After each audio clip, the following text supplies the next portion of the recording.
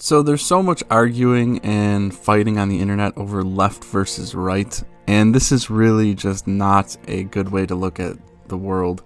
It's a binary. It's the smallest unit of information you can possibly imagine. So here, this is the alternative. This is a reality, or at least closer to reality. You can't really touch truth. You can't get 100% truth, but this is pretty damn close.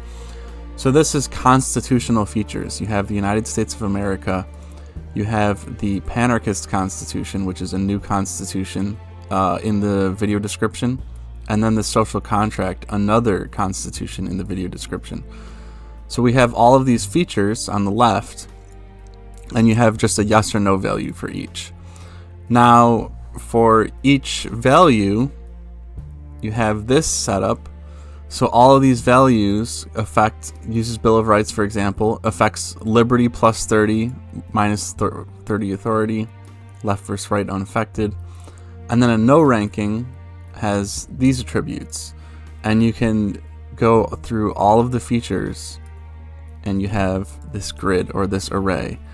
And then for each constitution, the yes and no values display essentially a grid of the political compass. And then you sum all of those statistics, and you get a political compass for each constitution. So this is the chart of the political compass for the United States. Lots of liberty and authority at the same time. And then the left is much higher than the right, as you notice, which is very interesting and actually unexpected when I went into this project. And then here is the two that you're probably unfamiliar with. They're in the video description. Now, what's even more fascinating, you can take all three of those constitutions and you can put them in a chart together. And you can compare constitutions as easily as this, with liberty, authority, left, and right here. Or you can flip the axes and you have the three constitutions compared to liberty, authority, left, and right. Very fascinating. This is how you should compare constitutions, how you should compare political systems, using these main features, using this grid. And this can be adjusted, this section can be adjusted, can be argued, can be debated at length. You can get this as precise as possible through academic vigor. And then as you get this chart more accurate, this is kind of hard to argue. This section is really set in stone.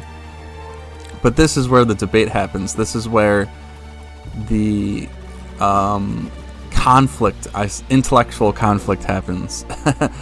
And then this is just the calculation and the summation of all of those figures, translating it into ultimately this, which is the political compass for the United States Constitution.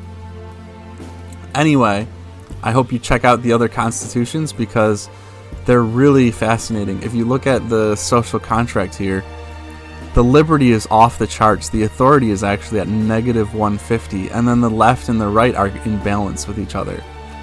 This is intentional. It's a centrist constitution. It's a mutualist constitution, and it's designed to have maximal liberty. And then this is a federation, so it's more right-wing, but it has negative authority as well.